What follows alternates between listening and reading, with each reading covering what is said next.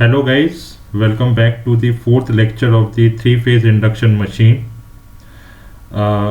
Today we are going to continue our discussion with the working principle of three-phase induction motor. तो आज आपका lecture number 4 है, जिसमें हम थ्री फेज इंडक्शन मोटर के working principle के साथ कंटिन्यू करने जा रहे हैं। तो लास्ट लेक्चर में ऑलरेडी मैंने working principle of three phase induction motor start कर दिया था। तो लास्ट लेक्चर में कुछ इम्पोर्टेंट पॉइंट्स मैं आज फिर से रिकॉल करवा देता हूं कि लास्ट लेक्चर में कौन कौन से ऐसे पॉइंट आपको ध्यान में रखने होंगे। ठीक है, सबसे इम्पोर्टेंट पॉइंट यही था कि रोटर, ये जो आपका रोटर है, ये जो आपका सिलेंड्रिकल टाइप का जो स्ट्रक्चर बना, ये रोटर है। इस रोटर में जो भी आपका ईएमएफ इंड्यूस होगा या फिर जो भी करंट फ्लो होगा through the winding of the rotor, या फिर जो भी आपका पावर मिलेगा, ये तीनों की तीनों चीज़ें किस पे डिपेंड करेगी? वो डिपेंड करेगी आपके रिलेटिव स्पीड पे। वो किस पे डिपेंड करेगी? वो डिपेंड करेगी आपके रिलेटिव स्पीड पे। और रिलेटिव स्पीड क्या होता है? The difference between the speed of the rotating magnetic field, और we can say that the synchronous speed and the rotor and the speed of the rotor. Here synchronous speed is represented by ns and rotor speed is represented by nr। ठीक है, तो rotor का EMF, current, power, तीनों की तीनों चीज़ depend करेंगे relative speed पे, यानी कि ns माइनस nr पे।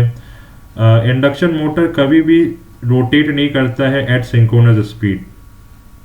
क्यों नहीं करता है रोटेट? यदि मान के चलिए कि nr यदि सिंक्रोनस स्पीड से रोटेट करने लगा, तो आपका ये रिलेटिव स्पीड क्या हो जाएगा? आपका ये रिलेटिव स्पीड हो जाएगा 0। तो जब आपका रिलेटिव स्पीड 0 हो जाएगा, इसका मतलब आपका ईएमएफ 0 हो जाएगा, करंट 0 हो जाएगा, पावर 0 हो जाएगा। ठीक है, ईएमएफ, करंट, पावर 0 होने से क्या होगा? आपका टॉर्क बिकम्स 0। आपका टॉर्क भी क्या हो जाएगा? 0 हो जाएगा। और टॉर्क 0 हो जाएगा तो रोटर क्या करेगा? डी एक्सलेट करना स्टार्ट कर देगा। तो ये सारे पॉइंट्स आपके दिमाग में होने चाहिए जब भी working principle of three phase induction motor की बात आती है। तो चलिए इसी के आगे आज हम लोग कंटिन्यू करते हैं, देखते हैं कुछ और इम्पोर्टेंट पॉइंट्स। तो आज इस डायग्राम का यूज़ करते हैं, समझेंगे, है ना, कैसे रोटर के कंडक्टर रोटेट होते हैं। देखिए यहाँ पे फर्स्ट पॉइंट देखिए, यहाँ पे first point, in an induction machine three phase winding is used. Three phase winding is used on the rotor. किसकी बात हो रही है? इंडक्शन मशीन की बात हो रही है। तो थ्री फेज इंडक्शन मशीन में थ्री फेज सप्लाई स्टेटर में, यानी कि थ्री फेज वाइंडिंग स्टेटर में रहता तो है ही है, बट इसके साथ साथ आपके रोटर के साइड में भी थ्री फेज वाइंडिंग यूज होता है। बट जब हम सिंक्रोनस मशीन की बात करते हैं, थ्री फेज सिंक्रोनस मशीन की बात करते हैं, वहां पे रोटर में थ्री फेज वाइंडिंग यूज नहीं होता है। वहां पे रोटर में यूज होता है डीसी फील्ड वाइंडिंग। वहां पे रोटर में यूज होता है डीसी फील्ड वाइंडिंग। ठीक है, सिंक्रोनस मशीन्स में रोटर में थ्री फेज वाइंडिंग यूज नहीं होता है, डीसी फील्ड वाइंडिंग यूज होता है। और सिंक्रोनस मशीन में इतना आपको पता ही होगा कि सिंक्रोनस मशीन डबली एक्साइटेड मशीन कहलाता है। डबली एक्साइटेड मशीन कहने के पीछे का रीजन ये है कि रोटर में भी सप्लाई जा रही है और स्टेटर में भी सप्लाई जा रही है। ठीक है, but three phase induction machine में आर्मेचर रिएक्शन जैसा कोई कंसेप्ट नहीं आता है, मगर सिंक्रोनस मशीन में आर्मेचर रिएक्शन जैसा कंसेप्ट आता है। क्यों आता है मैं मतलब शॉर्ट में बता देता हूँ कि देखिए सिंक्रोनस मशीन्स में क्या होता है, यदि हम सिंक्रोनस मशीन की बात करें तो रोटर में डीसी दिया, रोटर को फील्ड वाइंडिंग, रोटर में जो वाइंडिंग होगी फील्ड वाइंडिंग होगी। स्टेटर में क्या होता है, 3 फेज सप्लाई गया, ठीक है। स्टेटर की जो वाइंडिंग होगी वो आर्मेचर वाइंडिंग होगी, ठीक है, आर्मेचर वाइंडिंग होती है। देखो यहाँ पे रोटर में डीसी की वजह से स्टेटर यानी कि आर्मेचर वाइंडिंग में ईएमएफ इंड्यूस करेगा, रोटर में डीसी सप्लाई की वजह से स्टेटर यानी कि आर्मेचर वाइंडिंग में ईएमएफ इंड्यूस करेगा। मगर यहाँ पे देखिए आर्मेचर वाइंडिंग में खुद 3 फेज एसी सप्लाई दिया हुआ है, खुद करंट कैरी करके चल रहा है, उसकी वजह से स्टेटर खुद अपना ईएमएफ इंड्यूस करेगा। तो उस वजह से जो इफेक्ट होता है उसको हम कहते हैं armature effect of armature reaction, ठीक है। But in case of 3 phase induction motor singly excited AC machine होने की वजह से रोटर में जो भी ईएमएफ इंड्यूस होगा वो खुद अपने सप्लाई के थ्रू नहीं होगा। रोटर में जो भी ईएमएफ 3 फेज इंडक्शन मोटर की यदि हम बात करें, रोटर में जो भी ईएमएफ इंड्यूस होगा वो सिंक्रोनस मशीन्स में अपने सप्लाई से नहीं होगा, है ना, अपने सप्लाई से नहीं होगा। उसमें ईएमएफ इंड्यूस करने के लिए उसको मदद लेनी पड़ेगी स्टेटर के 3 फेज सप्लाई की, या फिर supply of the 3 phase supply of the stator की, ठीक है। तो स्टेटर के सप्लाई की मदद से रोटर में ईएमएफ इंड्यूस होता है, रोटर अपना खुद ईएमएफ इंड्यूस नहीं करवाता है। तो ये डिफरेंस होता है सिंक्रोनस मशीन्स और इंडक्शन मशीन के बीच का, और सिंगली एक्साइटेड और डबल एक्साइटेड मशीन के बीच का ये डिफरेंस होता है, ठीक है। तो ये एक छोटा सा कंसेप्ट था आर्मेचर रिएक्शंस का, ठीक। चलिए फिर नेक्स्ट पॉइंट डिस्कस करते हैं। नेक्स्ट पॉइंट ये बताया गया है कि stator magnetic field to be stationary, stator magnetic field to be stationary मतलब एज्यूम स्टेटर, ये वर्ड भी ध्यान रखना है हमें। Assume stator magnetic field to be stationary यानी कि सिंक्रोनस स्पीड को स्टेशनरी मान लिया हमने, एंड द रोटर को रोटेट करवा दिया एंटी क्लॉकवाइज में। बट प्रैक्टिकली हम स्टेटर मैग्नेटिक फील्ड को स्टेशनरी नहीं मान सकते, क्योंकि रोटेटिंग मैग्नेटिक फील्ड तो रोटेट करेगा, सप्लाई है तो रोटेटिंग मैग्नेटिक फील्ड रोटेट करेगा। देखो मैंने ये स्टेटमेंट क्यों लिखा, ये फिर ये पॉइंट क्यों लिखा, उसके बारे में समझते हैं। देखो यहाँ पे देखिए रोटेटिंग मैग्नेटिक फील्ड यानी कि सिंक्रोनस स्पीड की बात हो रही है। तो सिंक्रोनस स्पीड यहाँ पे सिंक्रोनस स्पीड का डायरेक्शन कैसा है, यहाँ पे सिंक्रोनस स्पीड का डायरेक्शन है क्लॉकवाइज, यहाँ पे सिंक्रोनस स्पीड का डायरेक्शन क्लॉकवाइज है। बट हमने रोटर रोटेट क्यों करवाया एंटी क्लॉकवाइज डायरेक्शन, क्या हमने कंसेप्ट यूज किया कि रोटर का कंडक्टर हमने रोटेट करवा दिया एंटी क्लॉकवाइज डायरेक्शन। देखो भाई इस चीज को समझने की कोशिश करते हैं हम कि रोटर को हमने रोटर के कंडक्टर को अपोजिट कैसे रोटेट करवा लिया, ठीक है। देखो समझने की कोशिश करते हैं। मान लो कोई बंदा खड़ा है प्लेटफॉर्म में, ट्रेन का वेट कर रहा है, ये बंदा स्टैचू बन के खड़ा है, बिल्कुल स्टैचू बन के यानी कि स्टेशनरी है, ये स्टैचू बन के खड़ा है यानी कि स्टेशनरी है, कोई मूवमेंट नहीं हो रहा है। ट्रेन का वेट कर रहा है मगर ट्रेन नहीं आ रही है, जिस ट्रेन का वेट कर रहा है वो ट्रेन तो नहीं आ रही है, दुनिया भर की ट्रेन आ रही है जा रही है। तो एक क्या हुआ, एक ट्रेन उसके सामने से गुजरी, है ना, या फिर ट्रेवल किया, एक ट्रेन उसके सामने से ट्रेवल किया, ठीक है। तो ट्रेवल कैसे किया, लेफ्ट टू राइट ट्रेवल किया, यानी कि इस डायरेक्शन में लेफ्ट टू राइट के डायरेक्शन में ट्रेवल किया। ये जो बंदा है ये देख रहा है और गुस्से में तिल मिला रहा है और बोल रहा है कि मेरा ट्रेन तो आ नहीं रहा है, आलतू फालतू सारे ट्रेन आ रहे हैं। मान के चलो एक ट्रेन उसके सामने से ट्रेवल किया और एकदम से ट्रेवल किया और एकदम तेजी से उसके सामने से चला गया, ठीक है, और वो बंदा देखते ही रह गया, ठीक है। तो क्या हुआ, अब देखो यहाँ पे अब कुछ देर के लिए मान लो यहाँ पे देखो, प्रैक्टिकली तो ट्रेन तो मूव कर रहा है और ये जो बंदा है वो बिल्कुल स्टैचू बन के या फिर स्टेशनरी मोड में खड़ा है। तो ये ट्रेन मूव किया, ये बंदा बिल्कुल स्टेशनरी खड़ा है स्टैचू बन के, तो प्रैक्टिकली ये हो रहा है। मगर कुछ देर के लिए ये मानो कि ट्रेन स्टेशनरी है, कुछ देर के लिए मानो ये ट्रेन स्टेशनरी है, यानी कि एज्यूम करके चलो, एज्यूम करके चलो स्टेशनरी है, ठीक है। अब ये स्टैचू वाला पॉइंट हटा देता हूँ, ठीक है। कुछ देर के लिए मानो कि ट्रेन स्टेशनरी है, मूवमेंट ऑफ ट्रेन स्टेशनरी है। देखो कभी भी आपने ये प्रैक्टिकली फील किया होगा, जब आपके सामने से प्लेटफॉर्म में ट्रेन ट्रेवल करता है तो आपको ये फील तो आया ही होगा कभी ना कभी कि आप उसके अपोजिट डायरेक्शन में मूव कर रहे हैं, आप उसके अपोजिट डायरेक्शन में मूव कर रहे हैं। यदि हम ट्रेन को यदि कांस्टेंट मान ले, ट्रेन को यदि स्टेशनरी मान ले, तो आपको ये फील होगा कि मैं मूव कर रहा हूं but speed of the train के अपोजिट डायरेक्शन में, ठीक है।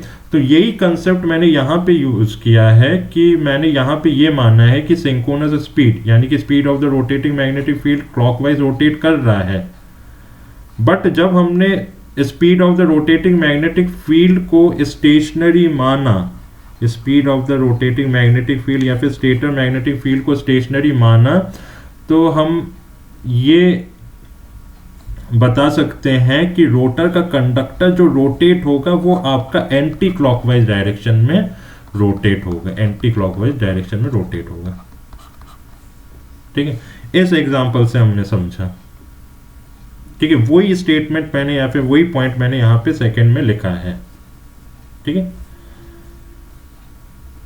तो फिर चलते हैं थर्ड पॉइंट में।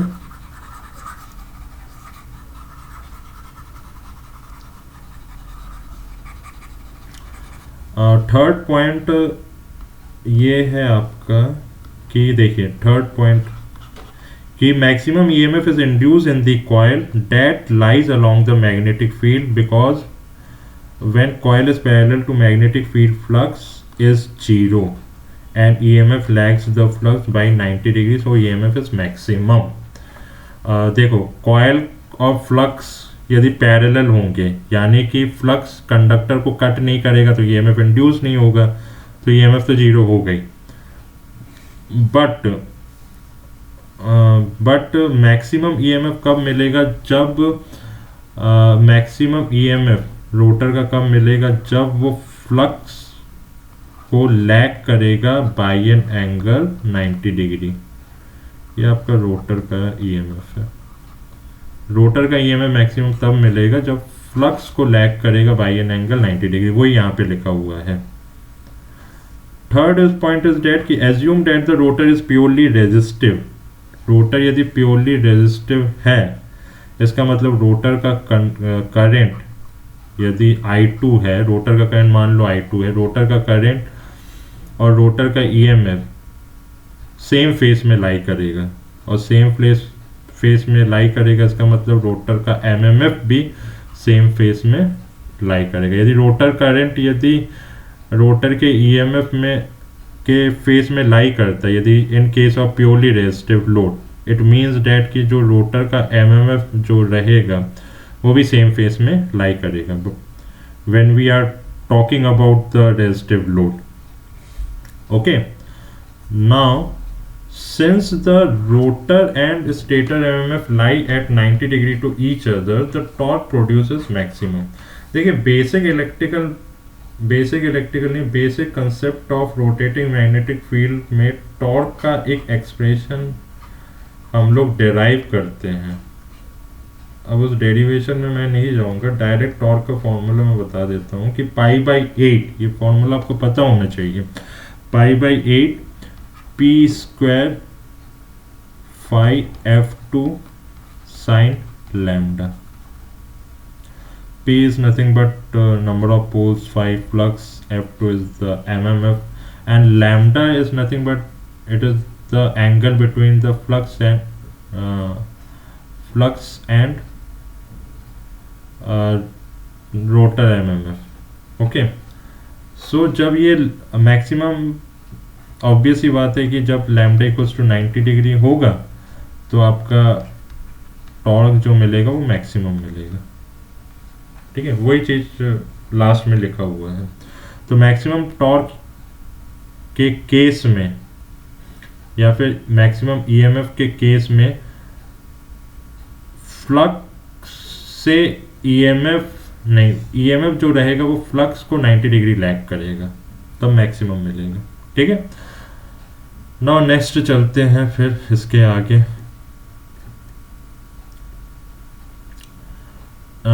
Now due to air gap, stator और रोटर के बीच में आपका एयर गैप रहता है।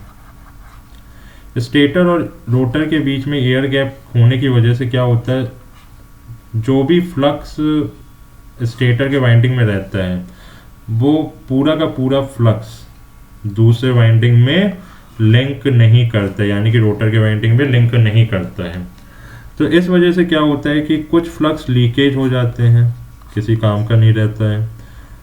तो उसी को हम रिप्रेजेंट करते हैं लीकेज रिएक्टेंस। जब हम equivalent circuit of the three phase induction motor में आएंगे तो तब हम स्टेटर साइड का जो सर्किट डायग्राम बनाएंगे, स्टेटर साइड में हम या फिर रोटर साइड में लीकेज रिएक्टेंस को रिप्रेजेंट करेंगे बाय एक्सएल। ठीक है, क्योंकि वो जो रहता है वो यूज़फुल नहीं रहता है, क्योंकि कुछ ही फ्लक्स लिंक करता है, कुछ फ्लक्स लिंक नहीं करता है, तो वो यूज़ में आता नहीं है, जिस वजह से वो लीकेज रिएक्टेंस कहलाता है या फिर लीकेज फ्लक्स कहलाता है। वो हम इक्विवेलेंट सर्किट में देखेंगे।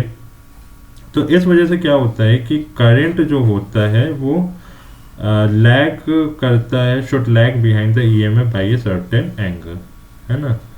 तो देखो यहाँ पे जैसे कि ये आपका फ्लक्स हुआ, रोटर का एमएमएफ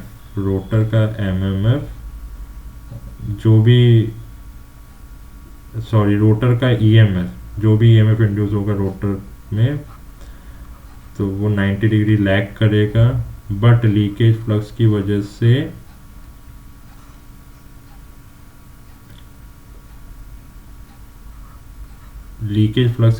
क्या हुआ,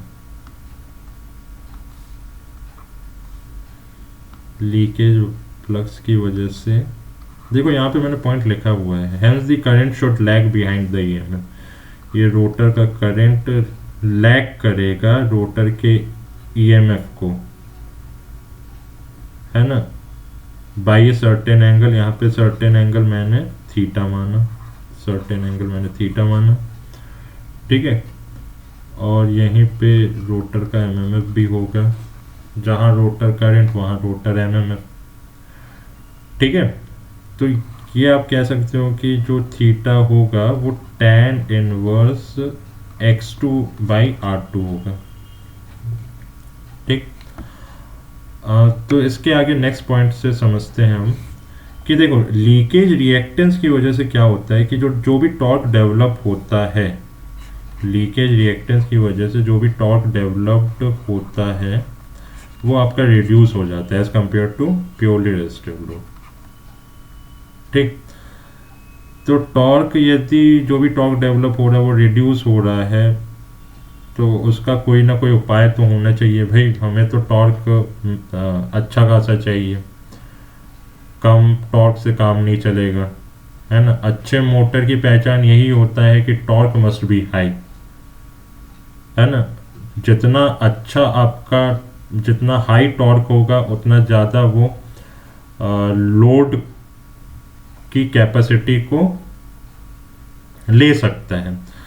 तो यहाँ पे तो लीकेज की वजह से टॉर्क तो रिड्यूस हो रहा है। टॉर्क अच्छा करने के लिए या फिर टॉर्क को इंक्रीज करने के लिए, टॉर्क को हाई रखने के लिए क्या करना पड़ेगा, टॉर्क को हाई रखने के लिए या फिर इंक्रीज करने के लिए, to increase the value of torque the angle must be reduce. Angle must be reduce यानी कि थीटा एंगल की बात हो रही है, theta angle must be reduce.